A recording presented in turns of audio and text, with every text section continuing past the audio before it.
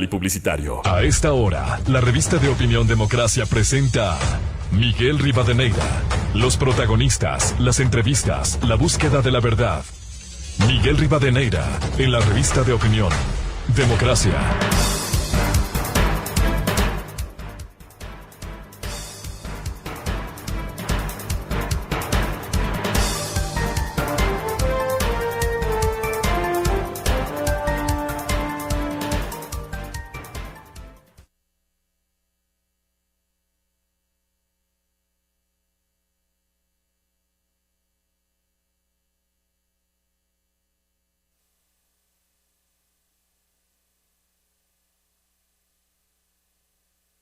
Con la deuda del Seguro Social que afecta al sistema de salud y al sistema hospitalario. Hace poco dialogábamos con la directora ejecutiva de la Asociación Nacional de Clínicas y Hospitales Privados del Ecuador, y ella, entre otras cosas, decía que hay una falla en la administración del IES que viene de años, un problema desde hace muchos años, también un problema económico y una deuda a las clínicas privadas de 320 millones de dólares, falta de auditoría, es decir, un problema múltiple que sufre el Seguro Social. Frente a ese panorama, ¿cómo ir tomando correctivos, economista Gladys Palán, frente a un problema que crece?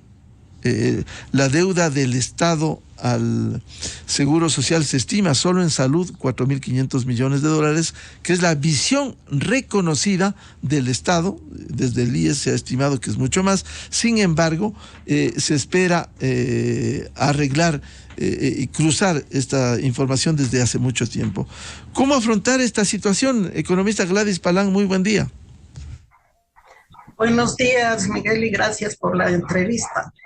Bueno, el problema del seguro de salud viene desde hace mucho tiempo. Usted recordará que en el año 2015, para financiar el seguro de salud, le pasaron ciertos puntos, unos cuantos puntos del aporte de pensiones al tema salud. Y no se ha corregido el debido financiamiento para el seguro de salud. En ese sentido, creo que las dos partes, digamos, del costo que necesita financiamiento, que es tanto las prestaciones para los afiliados menores de 18 años como para los señores jubilados que está a cargo del Estado, tiene que tomar un correctivo. Y yo recomendaría que, porque es una responsabilidad del Estado y por ende del Consejo Directivo del IES, de que a partir la historia no se puede corregir de una sola porque son volúmenes enormes, como usted mismo acaba de decir, las deudas que tiene el Estado con el IES. En ese sentido, debería programarse ya un correctivo, tanto del financiamiento de los jubilados por parte del Estado, incluyendo al menos la solución para el año 2022, y también por parte del Consejo Directivo tomar una decisión política, porque aquí cuenta mucho la decisión política para el aporte por los afiliados, por los beneficiarios menores de 18 años. Ese por el lado del financiamiento. Así es. Ahora, el tema del cumplimiento, por ejemplo, de las deudas que están atrasadas, represadas, 320 millones de estima el sector privado, solo del Seguro Social, y 400 millones con el Ministerio de Salud y el Seguro Social. ¿Cómo afrontar, cómo ir evacuando esto, economista Palán? Porque el problema finalmente sufre el afiliado, jubilado, pensionista, porque hoy han bajado sustancialmente las derivaciones. Hay un problema de salud, necesita una operación o espera años en el Seguro Social, o simplemente, de acuerdo al caso, ya no se deriva al sector privado, economista Palán. En la coyuntura actual, dada la complejidad y la necesidad que tiene de recursos del Seguro Social para resolver los problemas, yo creo que hay que sentarse en una mesa actualmente, como se está teniendo, digamos, nuevas formas de llegar a acuerdos. Y en ese sentido, llegar a acuerdos tanto con el Estado, el IES y los prestadores de salud para hacer un programa de pagos y de cancelación de las deudas que sea coherente, porque no se puede pedir, como mucha gente lo hace, que mañana el Estado le puede entregar 4.500 millones de dólares. No está en la programación financiera ni en la capacidad del Estado para cubrir de esa manera las deudas. Entonces hay que hacer un programa financiero, tanto con el Estado, con el Ministerio de Finanzas, el IES y los prestadores de salud, para que se haga un cronograma y se pueda igualar poco a poco en un tiempo. Y de aquí, desde el año 2022, corregir para adelante parte del futuro que vaya generándose y también la historia. Porque de golpe solucionar todos esos problemas de necesidad de recursos no es factible. Eso por el lado del financiamiento, porque por el lado de la gestión del costo de las prestaciones hay muchísimo que corregir, y en eso pues ya Mauricio está aquí para que pueda él aportar. Sí, precisamente queremos dar la cordial bienvenida al doctor Mauricio Espinel. Doctor Espinel, ¿cómo afrontar este tema que no es de ahora, no es de ayer? Es un tema recurrente, un problema que se ha represado y que de alguna manera afecta al jubilado, al pensionista, al afiliado, que va a demandar una atención a lo que se suma falta de medicamentos, falta de insumos, es decir, una crisis generalizada. Muy buen día, doctor Espinel. Buenos días, Miguel. Un saludo a ti y a toda tu amplia audiencia. Un saludo a Gladysita. Tenemos la suerte de compartir el espacio de la Mesa de Estudios en Seguridad Social, en donde discutimos, debatimos todos estos temas. Y uno de los temas precisamente es este componente de la salud. Cualquier sistema de salud funciona alrededor de tres ejes: el eje del financiamiento, el eje de la provisión de servicios, el eje de la gobernanza. En el componente financiamiento, pues ya ha planteado algunos elementos Gladys. El tema es que el financiamiento no alcanza. El presupuesto que requiere el seguro de salud está entre 2.100, 2.200 millones, y lo que se va a recaudar es alrededor de 1.500, 1.600. Es decir, hay un hueco importante. Y este es el reflejo de que no se pueda comprar, no se tengan los recursos para hacerlo. Es curioso ver que el Ministerio de Salud el Ministerio de Finanzas entregó como 120 millones y dicen que les van a dar 60 más. ¿A dónde fueron esos millones? A mí me queda la duda. ¿Qué pasó? ¿No? Porque siguen los problemas en las unidades.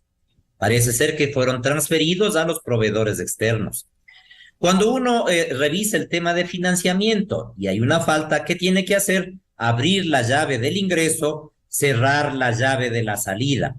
Y los ingresos tienen que ver con las atenciones que están haciendo, es decir, la contribución del afiliado, pero no hay contribución de los otros que reciben el servicio, es decir, de los menores de 18 años, campesinos relativamente, las esposas de los afiliados o los cónyuges de los afiliados, los jubilados. Es decir, hay que revisar, ¿no?, los ingresos en función de todos estos grupos poblacionales. Sí ha de ser que estos grupos poblacionales sigan haciéndose atender en el seguro social. Luego está el cerrar la llave. Es dantesco, es curioso ir a ver cómo se procesa el componente de control, es decir, de auditoría de lo que pagamos a los prestadores externos, ¿no? Son cajas de papeles que llegan ahí al edificio Parque de Mayo y se van acumulando en los pisos superiores. Hay algunos pisos llenos de papeles para que en algún momento sean revisados por un auditor que va a ver esos papeles de manera muy tardía. Y evidentemente pues no se puede verificar si es que lo que dicen esos papeles fueron realmente prestaciones que se dieron a los afiliados. Lo que nos han comentado otros países cuando nosotros quisimos instalar el plan de auditoría para todas estas prestaciones, tanto externas como internas, fue que en otros países significaba alrededor del 30% de lo que se estaba transfiriendo a los proveedores por sobrefacturación. Nosotros no sabemos porque no se está haciendo ese análisis, esa depuración. Entonces hay que ir cerrando la llave, hay que ser más eficientes en la atención que estamos dando. Y en este momento se está viviendo una situación terrible. Las unidades no tienen para comprar sus insumos, pero estamos pagando a los cirujanos, a las enfermeras, a las auxiliares. Y ese caso de cirugía, por ejemplo, ¿no? Tiene que derivarse a una clínica porque no le pueden atender por falta de guantes, por falta de bisturís, por falta de hilos. Es decir, doble pago. Pagamos al personal y pagamos al prestador externo, sin control de lo que le estamos pagando, ¿no? Y ahí está todo el componente también de corrupción que hay que ajustar, afinar. No vemos que que se tenga más cuidado, que se establezcan mecanismos que faciliten el proceso de real control. No se logra control aumentando los trámites de compra. Al momento hay que hacer más de 55 pasos. Entonces, hagamos 100 para ver si así evitamos la corrupción. No es así. Hay que transparentar los procesos.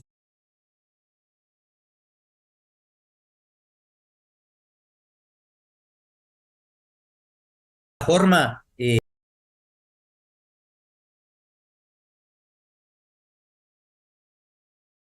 social son prestaciones ilimitadas, lo que provoca que muchas veces personas que identifican un caso grave que requiere costo alto, este medicamento que cuesta más de $1.000.000 cada dosis, ¿no? Entonces, hay que ir ajustando las prestaciones que damos, hay que hacer más eficientes los servicios, hay que hacer evaluaciones de los hospitales. En mi administración comenzamos a hacer un proceso de evaluación del componente de facturación de los hospitales con el apoyo de la Organización Panamericana de la Salud.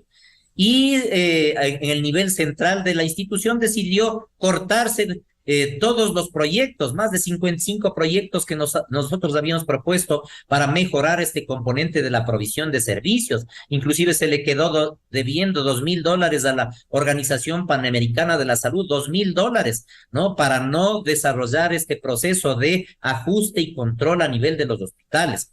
Entonces, muchas cosas que contar al respecto del componente provisión de los servicios. Uno de los problemas graves que tiene el IES es el no tener una base de primer nivel. Todo se resuelve en los hospitales de segundo y tercer nivel. $1 de cada 5 de los que se gastan en el Carlos Andrade Marín son en prestaciones como lavado de oídos de la cera o extracción de uñeros, ¿no? O exámenes básicos. Entonces, eso implica orden, planificación, que no se está dando, no se ha puesto interés a implementar este componente de primer nivel, a pesar de que dejamos listo un proyecto que se denominaba ProSalud, que resolvía este componente, para inclusive darle responsabilidad y asignar a alguien esa responsabilidad en el cuidado de la prevención y la promoción de salud de nuestros afiliados, de nuestros beneficiarios. Y en el componente de gobernanza y dirección, ¿no? Es una estructura extremadamente compleja. En el gobierno anterior se crearon 5 subdirecciones y más de 200 burócratas que están allí. Antes de eso había 2 subdirecciones, una financiera y una técnica, y con eso funcionaba el seguro. Entonces, más escritorios por donde deben pasar las decisiones, eso hace mucho más complejo el proceso, pero además de esa decisión que se resuelve en la Dirección Salud, tiene que ir a la Dirección General y pasar por toda la burocracia de servicios corporativos, de planificación, recursos humanos, proyectos, procesos. Entonces, eso complejiza mucho, pero finalmente terminan las decisiones centralizadas, ¿no? En un cuerpo directivo que no tiene nada que ver con la administración, pero que sin embargo toma muchas decisiones o impide que las cosas se den, como es el Consejo Directivo, que debería dedicarse a la fiscalización y a la normativa. Entonces, el componente de gobernanza hace muy complejo el que se den decisiones. Peor todavía, ¿no? Yo estoy contentísimo ahora, Miguel, porque vi ayer y anteayer que la directora general del IES dijo que ya en 15 días se resuelve todo. Entonces, estoy feliz, todo se va a resolver de manera muy rápida.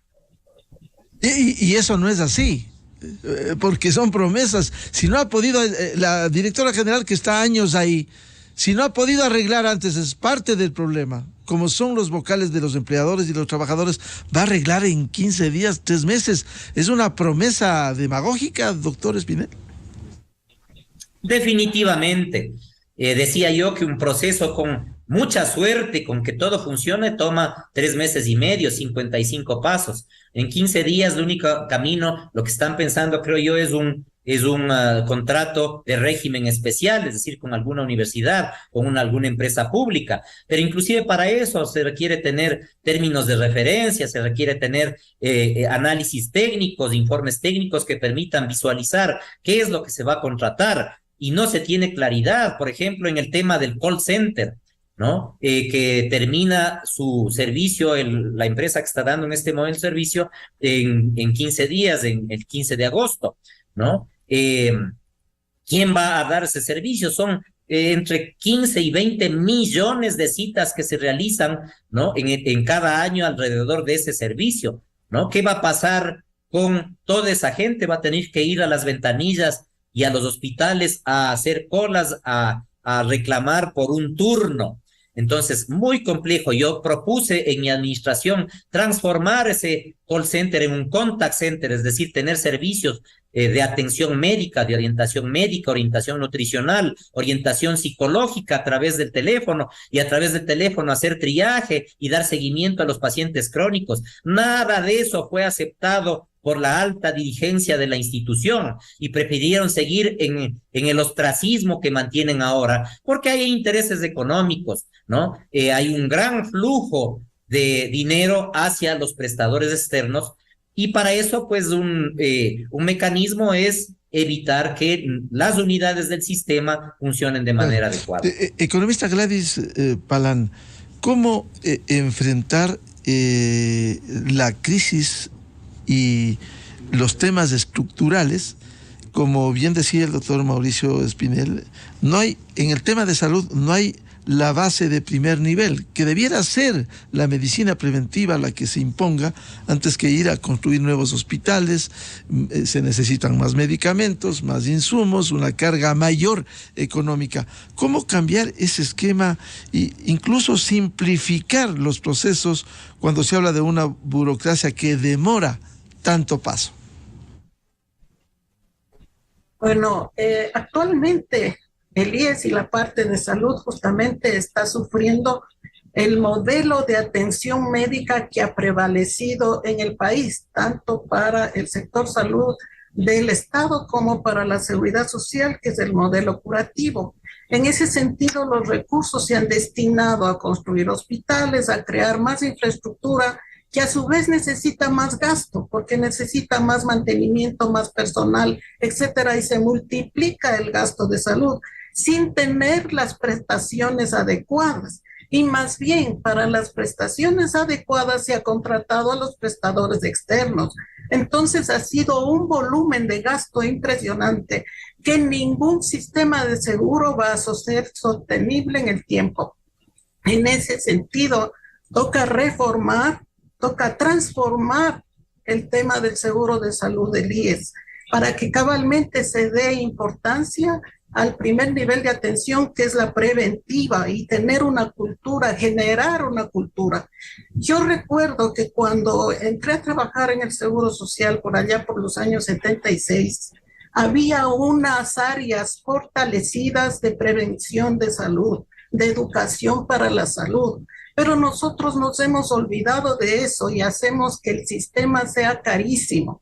Actualmente en el mundo se está discutiendo, después de haber tenido toda esta problemática del COVID, en el sentido de que hay que fortalecer en los sistemas de salud la parte preventiva, porque generalmente se han orientado tanto los seguros sociales como los seguros privados hacia la medicina curativa, que también se basa en ciertos intereses y en las políticas, ¿no?, que han existido.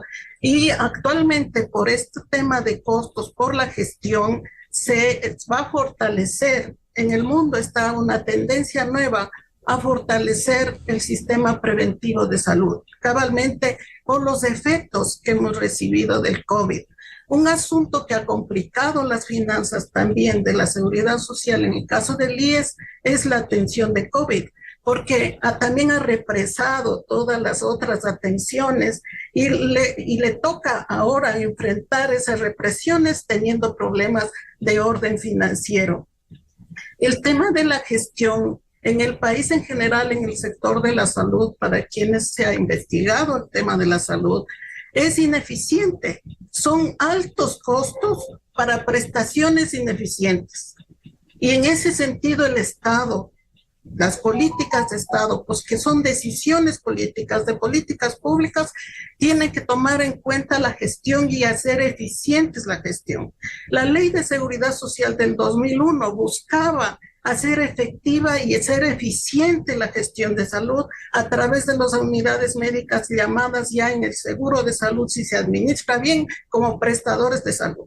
Y si los prestadores de salud del IES no eran eficientes, si realmente había, como ahora, tanta deficiencia, ¿qué se puede hacer un afiliado? ¿Qué esperaría de esa gestión? Que simplemente los ineficientes ya no existan.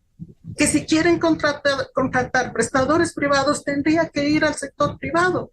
Pero lo que debe aspirar la seguridad social por bien del afiliado debe ser a que sus prestadores sean eficientes y solo por excepción se tendría que ir a contratar en el sector privado. Ese sería un indicador, una expectativa del afiliado para tener toda la red de prestadores.